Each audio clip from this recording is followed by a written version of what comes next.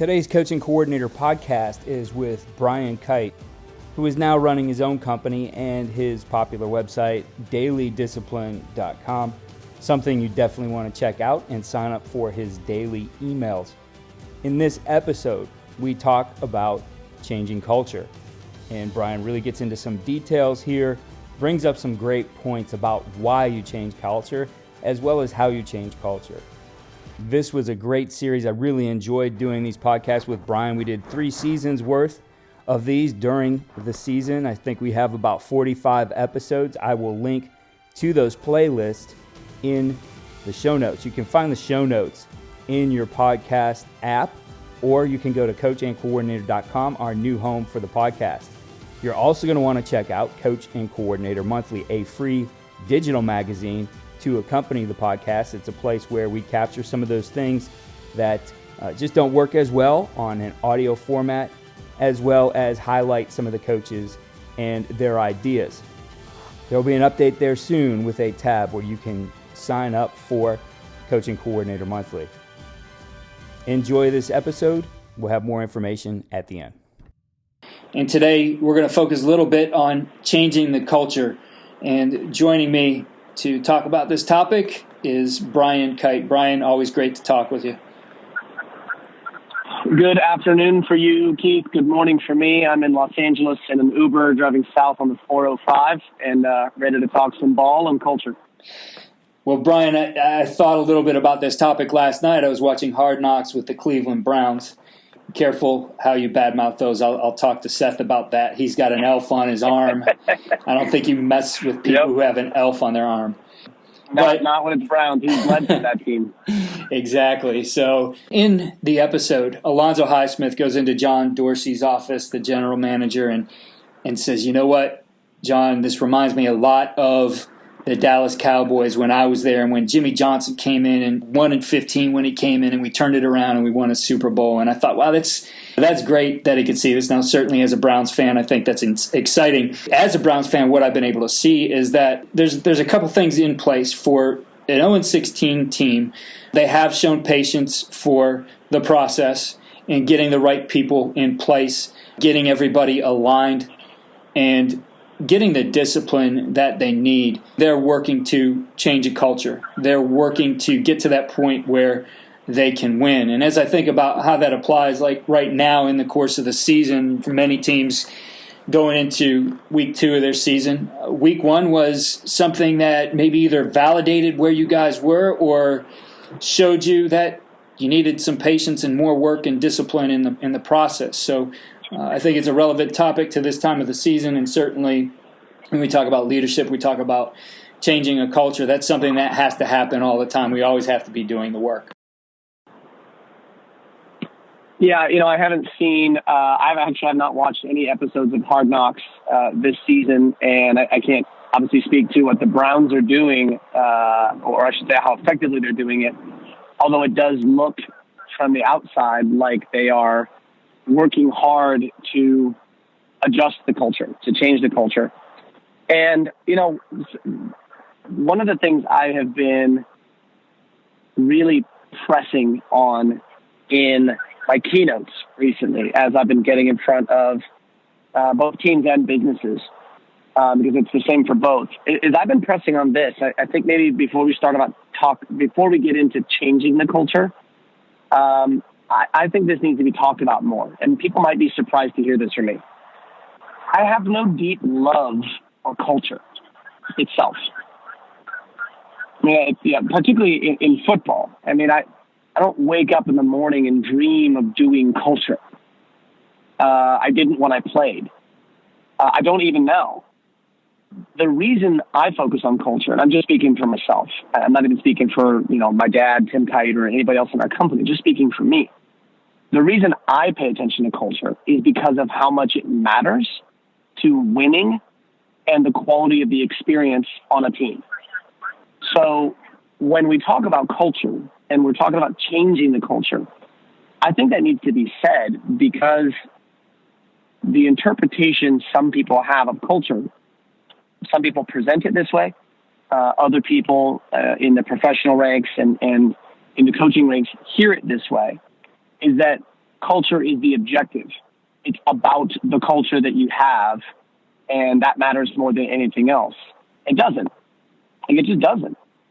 Culture for the Browns is relevant to the extent that it does one of three things. Drives winning for the football team, profitability for the business, or the experience of being on that team and in that organization is great for everybody, regardless of whether you're winning or losing. That's the relevance of culture. If it's not producing those things, wins, revenue, and a great experience, why are we doing it? Like, it has to have a function. It has to have a relevance. And so anybody who's thinking about, any of you who are saying to yourself, we need to change our culture, make sure that you understand that it's a function, just like the weight room. You know, the reason you would need to change the way you work and operate in the weight room is so you can get stronger. And the reason you would need to get stronger or faster is so that you can go out and perform better and be healthier. It's to win and avoid risk of getting injured or things like that. But the weight room itself isn't, how much you bench press and how much you clean. We've all met a person like that, and like they throw out a number like, I bench this much. Nobody cares. Who cares how much you bench or how much you squat? It's about what does that do for you? And I think culture is the same way. At least that's my view on culture. And I don't know if that's right per se, but it's at least my function of view on culture. So if you need to change the culture, this is where it gets functional. What are you changing the culture for? Because that gives you a clear line of sight, and it keeps you very grounded in the reality of what your job is as a coach. Win games, create a great experience for your athletes, and in my opinion, at the high school level, which is where a lot of people are, same thing at the college though, is contribute something to the environment that you're in.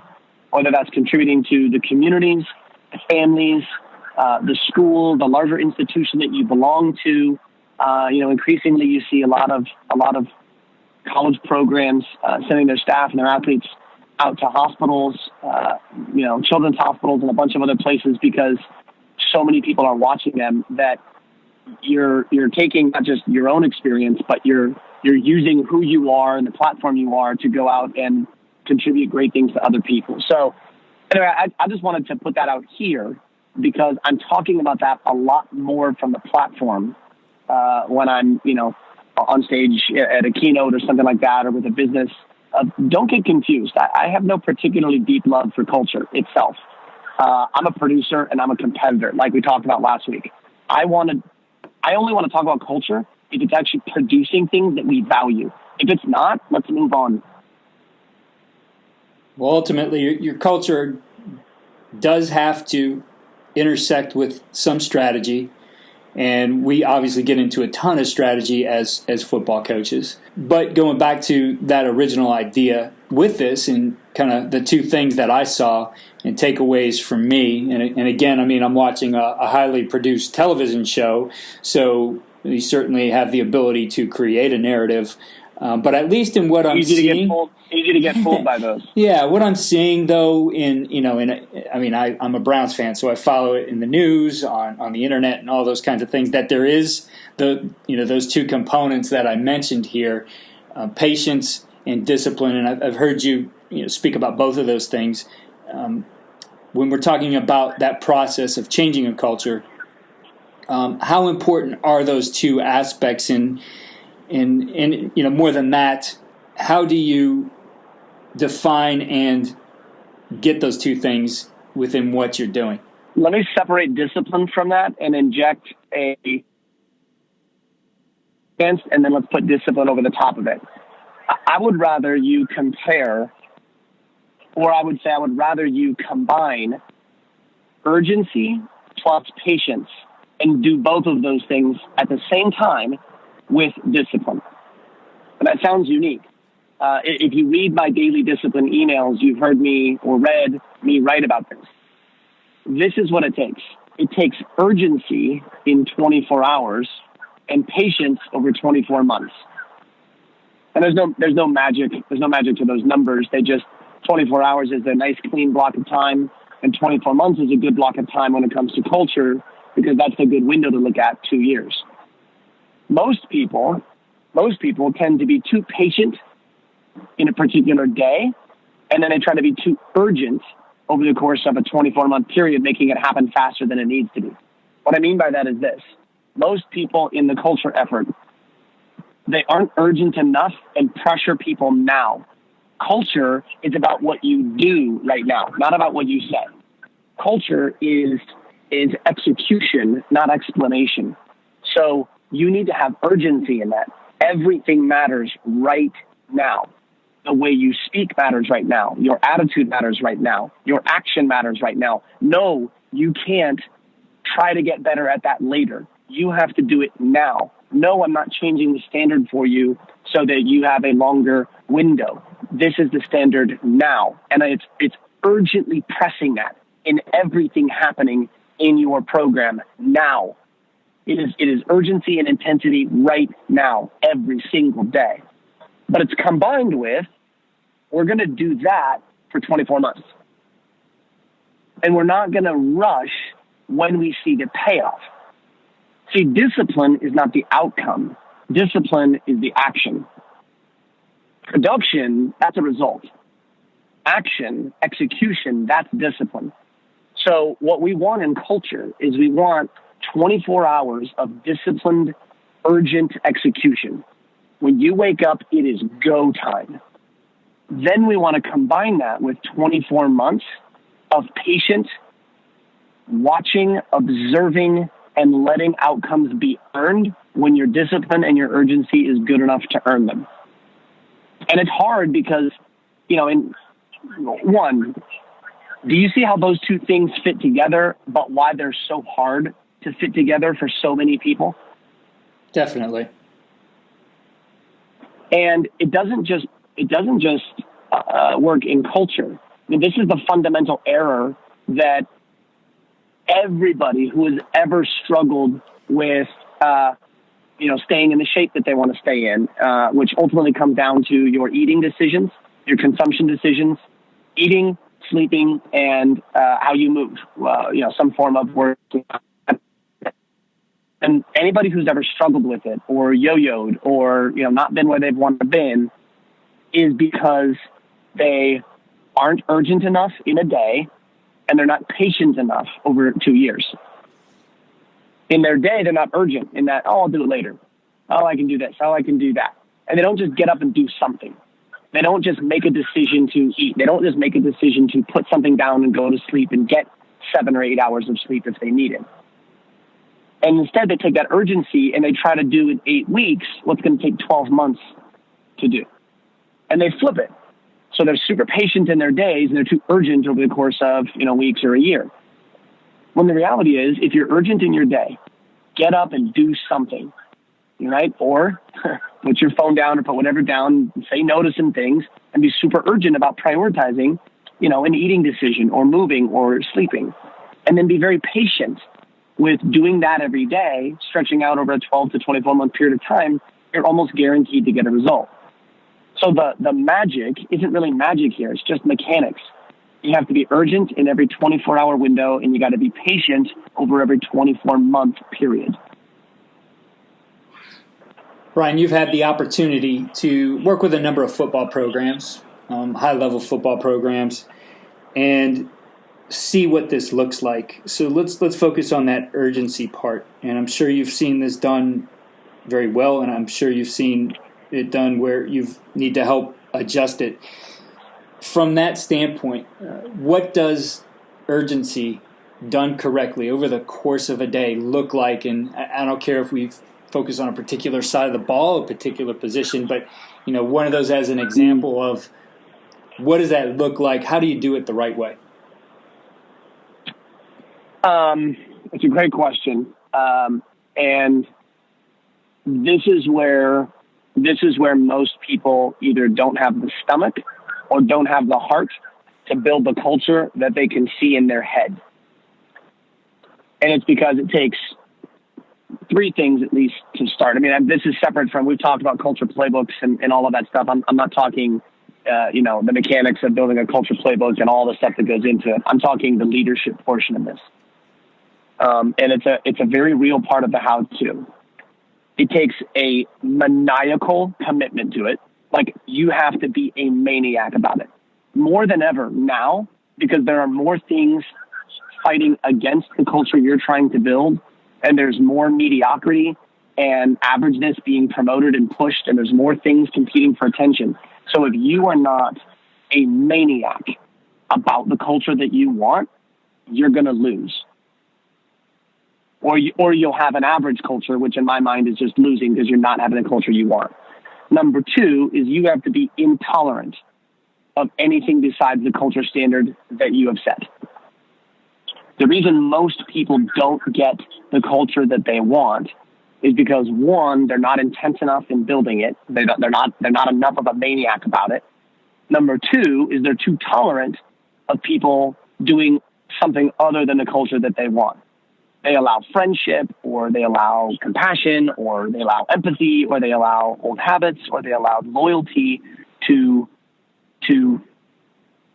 tolerate, or their loyalty or compassion or empathy or whatever it is tolerates people who just don't want to do the standards that you're setting. And then the third thing in combination with that is you have to do it with a ton of love. You have to do it with a ton of, I want to do this together. I want to do this with you. I want you to be part of us. I want you to be yourself. I appreciate you. I respect you. I value who you are. And I love you. I genuinely love you. You have to meet the standard, though. And you put all three of those things together when you're maniacal about whatever your culture is. And I want to open this up to everybody. I want you to be maniacal and intolerant, and loving, even if the culture that you're setting is not the one that I would want to set, or frankly, even be part of. Because there's nothing that says I deserve to be part of your culture, or I have to be part of your culture. I mean, I bet there's a bunch of people listening who, might not want to align with the culture that I build, or the standards that I'm setting, or hearing this, they might not want to even do it that way. And I want those people to have the freedom to go out and build this their way. It's not about doing it one way. There is no one way. There's 1,000 ways, 10,000 ways, 100,000 ways to build a football team. Be maniacal and intolerant and loving about the way you're doing it. Because if you're not going to do that, you're going to end up with a team that is disjointed and disconnected and, misaligned all over the place. So blend all of those things together. And what you're going to get is a really unique combination that let me ask you, Keith, like, hearing that, if you take 100% of football coaches, what percentage would you describe do it with their culture? They're maniacal about it, intolerant of anything else, and unbelievably loving in the process. What percentage of football coaches at any level do it that way? That's a tough question for me. I would probably put that number, just going through people I've worked with, the different organizations I've been with, I'd put that number maybe at 50%. Because I think of those, three, is it a big number?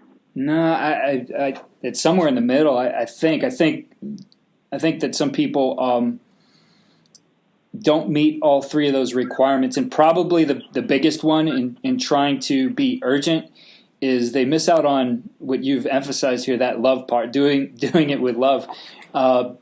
That's a tough one because, as we talked about last week, we in football, I think you think back to the days of really when football started to take root as a big game in this country. It was around the time of the World Wars, and there was definitely a military aspect to our society because of what the country was going through, and a lot of guys who had been in the military went on to be football coaches, and so command and control kind of became part of the tradition, the culture, what we were brought up on, and right.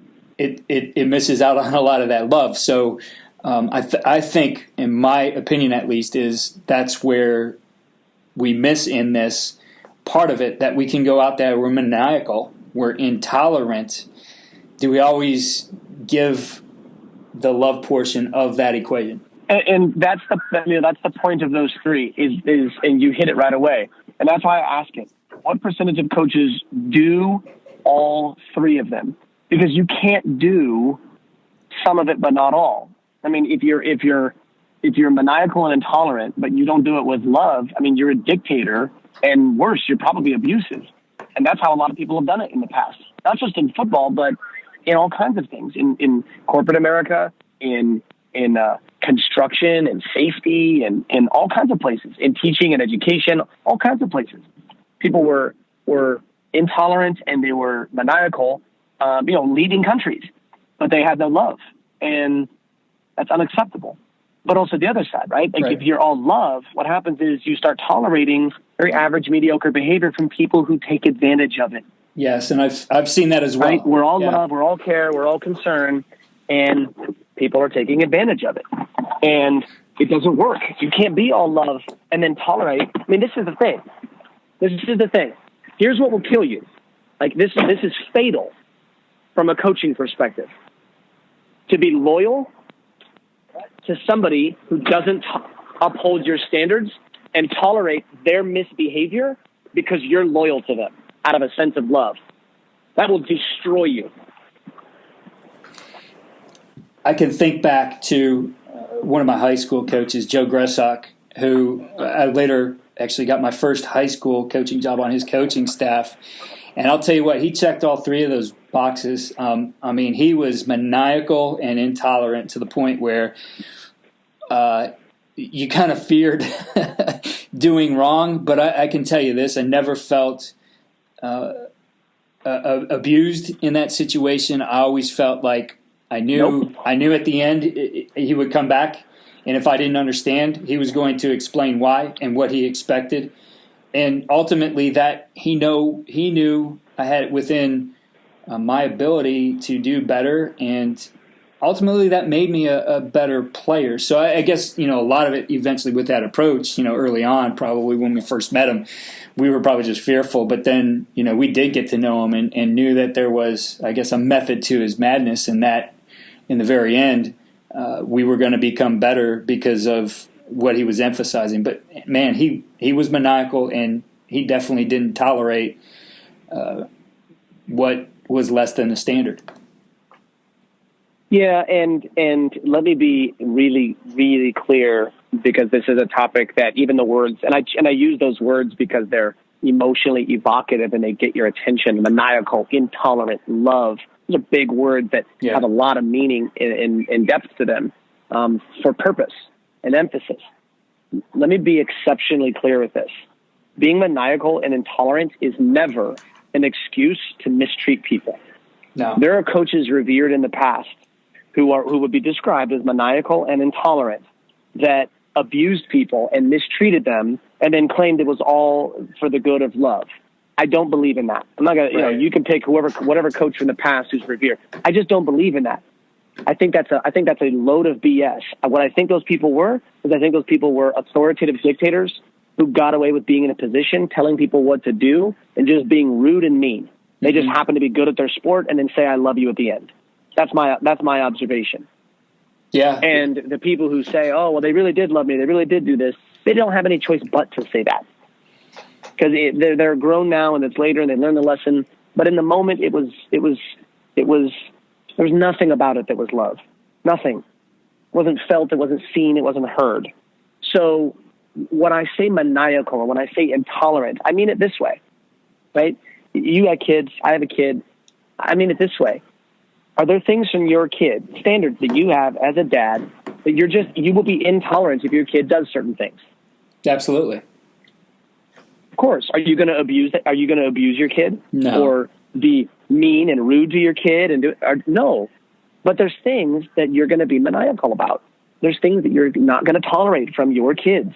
But it's never going to come at the expense of you communicating that you love them. Are you going to communicate with intensity? Sure, depending on the situation. Are you going to be patient with your kids to grow? Of course. But are you going to slack and not be urgent in trying to instill the lessons into your own kids, because you're so patient with them? No. You're going to be very urgent in communicating things when they show up with your kids and pressing on them to get better. But, obviously if you're doing, things well and right for yourself as a parent, you also have patience that your kids are 14 or your kids are 22 or your kids are whatever age they are, or 2 years old like mine. Let's let them grow. And so that maniacal, that intolerant, and that love is very much like a parental relationship. But I'll flip it on its head. And I've been saying this more. My dad's obviously not on this, and a lot of you know my dad. But I'll tell you, I have the same perspective to my dad, and I bet he would have the same perspective towards me. If I did certain behaviors in our business, or I did certain behaviors towards my wife, or I did certain behaviors towards my client, my dad would not allow his relationship with me to tolerate certain behaviors with me. And if I went far enough, my dad would cut me out, and I would do the same to him. If he engaged in certain behaviors that did not align with the culture of our company, and I saw and witnessed those, and he continued to do them, and I talked with him about those, and I said, you can't do that, and he just kept doing it, I would cut him out. I would not tolerate it, not for my own father, because I know he wouldn't tolerate it from me as his son. So that doesn't mean we don't love each other. I would still love my dad. I would just say, you can't do that. I love you, but you can't work here anymore if you do that. I can't work with you if you do that. And he would do the same to me, despite the fact we love each other. And so on our teams, I think we would serve, if we're trying to change culture, that urgency. Don't let your care and concern and loyalty and empathy for where somebody is to stop you from being maniacal and intolerant and urgent in your 24 hours. Push them hard. Okay. Show them the gap between where they are and where they need to be. Be self-aware and directly honest with people, and communicate how much you love them. We could use a lot more of that in our world right now, especially in the public education, frankly, even the private education, but the athletic world right now, because we need more of that in our society, at least here in America. Brian, I couldn't agree with you more about that, and I really appreciate the explanation. And it is a delicate balance. I agree with you that I have seen those situations more than once, probably too often, where a coach is maniacal and intolerant, and then on the back end says, "Oh, but I love you guys." It's not an excuse. It all has to work together. And in this process, we're talking about changing culture. The other aspect of it, if you're going to be urgent and you're going to do that day in and day out, and you're going to be patient, all of this, both from the coach and the player, requires some discipline. And I heard you talking on your Focus 3 podcast to a college football team, and you gave them the definition of discipline. And I think, the point you made, and I think it's worth repeating here, is that we've become a little bit misguided in what discipline is also. And I think it comes to a little bit of maybe going into, that coach who is both maniacal and intolerant, maybe mistaking what discipline is as well. Yeah, so a discipline comes from the root word disciple. A disciple was a student, and discipline is training. So the word discipline means to train yourself in a standard or a skill. Functionally for us, what discipline means for us today, and I'll talk about what discipline means and is for us today, based on where the word comes from and its intent, and what it's not. What its intent for us today is discipline is to train yourself in a standard or skill to be able to execute it to produce the result you want. That's all discipline is. Can you train yourself in a standard or skill so that you can do it and produce the result you want? If you have the ability to do that, you've got some discipline in your particular field, your space, or that context. If you don't, you lack discipline. It's real simple. And in that way, I was with a basketball team yesterday, and I said, there's a difference between touching the line for 3 reasons. And when you're running a conditioning drill, in football, it applies the same way. There's a difference between touching the line. You can touch the line out of compliance. That's because the rules said so. You can touch the line out of obedience, and that's because your coach said so or the authority said so. Or you can touch the line out of discipline, and that's because you choose to, because it's a skill you're training into yourself. And that's the core difference between those 3. Compliance is when the rule says so. Obedience is when an authority says so. Discipline is when you choose it because you're training a skill into yourself, or you're doing it with skill. And that's the difference between a player when they're, and we've talked about this a bunch, when a player is doing something out of compliance, it's only the rules keeping them in the line. When a player is doing something out of obedience, it's only authority that keeps them in line. When a player is doing something from discipline, they keep themselves in line. They choose it. It's self-control. It's purpose. It's intentionality. And you think about it. What's the weakness of compliance? And that is, if there's no real rules and the rules aren't exceptionally clear, what do people do? Whatever they want. Or if somebody's not watching as to whether they're compliant, what do people do? Yeah, they step outside the rules. What's the limitation of obedience? And you know this as a father. The limitation of obedience is twofold. One, you're not there all the time. Two, there is a time where there's a spot in your kid's life where their obedience to you comes to an end. Mm-hmm. And from that point forward, they live their own life, making their own choices, not out of obedience to you, but out of decisions that they're going to make for who they are. When that moment arrives, we want our kids to have discipline. When the moment arrives for all of you and your athletes go onto the field, you don't want them to be obedient. You want them to be disciplined. You want them to make their own choices out of the field as human beings with some creativity, but also what? They want to choose obedience, but also choose, we talked about it last week. What about when you make a call and a player gets out there and sees that call is not going to line up and work? Can they be a player and a teammate and an athlete and make a play? Well, that takes a lot of discipline to know the difference between when I need to follow exactly what coach says and when I need to tweak it on the field because I see something the coach didn't see. That just requires an incredibly disciplined athlete. The less discipline an athlete has, they're going to do one of two things. Blindly follow everything you say without observing their context, or they're going to ignore what you say and do what they want all the time. And we don't want either one of those athletes. So discipline is not obedience. It's not compliance. It is training yourself to execute a skill or standard to produce the results that you need to produce. Brian, we're into week 2 of the season, and we have feedback in the form of something in the W or something in the L column.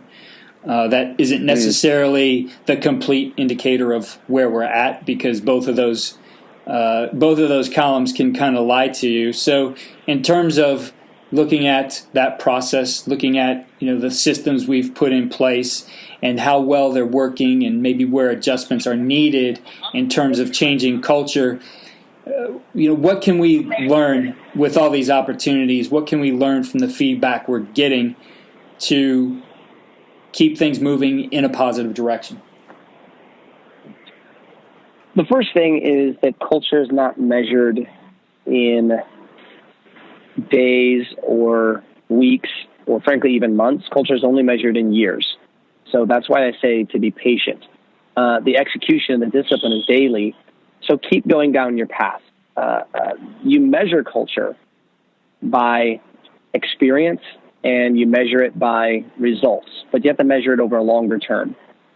Culture is always the long-term play. Culture is not a short-term play. You're looking for ROI over that 24-month, 2-year period of time, not over 2 weeks, 3 weeks, or even 3 months. What you want to look for is you want to look for in your effort is you want to look for language change. You want to look for behavior change, even if it's not producing the result. Same thing for you. If you're trying to get in shape, the first thing you need to look for is your behavior change, not your result. Try to change your behavior over 3 months' time in how you move or work out or read or interact with people, whatever it is you're doing, without worrying about what the result is. Same thing on your team. Focus on the behavior. Behavior often shows up as language first, but then it shows up as attitude, and it shows up as action. And particularly if you're changing the culture and, say, climbing out of a basement or a toxic place or an average and mediocre place that's been around for a while, or you lost a lot of seniors and you're trying to replace them and the culture feels like it's starting fresh from a previously successful program. Watch the language, watch the behavior. That's how you know it's going in a good direction. And then look for, as you're going forward, look for ways to do one of two things, both of them micro. Look for micro ways to enhance and accelerate. Look for micro ways to adjust and tweak, not macro. Like if you're driving a boat, you always turn the boat slightly, not majorly, when you're unsure of your heading or you're trying to see if you're on the right mark. When you change it, majorly, you end up swinging back and forth, and it's too much sway. So whether you feel like you want to put a little more urgency and pressure on your culture, make them micro changes, little things, based on what you've observed in attitude, action, and words. And then if you feel like you need to make an adjustment to change something, don't make it huge. Don't make it macro. Make it micro, but just do it with intensity. And that's how we need to move in season. Off season, we can do some different things. In season, it's micro both directions. And then because you don't want to find out, 3 weeks later that you made a macro change that didn't work. You want to find out 3 weeks later you made a micro change that wasn't quite the direction. But then you can micro change or adjust or accelerate in a different direction. Micro in season is what I focus on in attitude, action, and words. And then let's just keep measuring the results over time, and we'll see what the scoreboard says at the end of each week and then at the end of the season. Those incremental changes really start to build up. So being able to go out and intensely, like you said, make a micro change, we will see those help our team over the course of the time. And in the other regard, if we were wrong, it's not that hard to maybe steer back in another direction or direct another way if that's what we need. Yeah, I totally agree, and I'm a huge fan. By the way, I'm a huge fan. Frankly, I even prefer, in my own personal style, to make significant, major changes and go all in. That's just my personal preference. I also think it works better, but in season is not the time to do it. And like in my business, in the midst of a project, in the midst of a client delivery, it's not the time to do that. There's a time for that from a football perspective. And it's anytime not in the off season. Make a major change, make an overhaul, commit, become a different kind of coach because you believe that it's a better version of you. Not in season though. In season, we've got to stay micro, learn things, keep a notepad about maybe some macro changes you want to make later, but it's either going to be micro to enhance and accelerate or micro to, adjust and adapt to a different way, and then track results over time and continue to make more micro changes with pressure. Brian, to bring this back to the beginning and to the Browns, a micro change for me as a fan would be a win right now in the regular season. No preseason championships, the regular season, and that's a step in the right direction. So I'm hoping to see that. There's a lot of hope there because the good part of watching that show, you do get to look behind the scenes. You see the communications.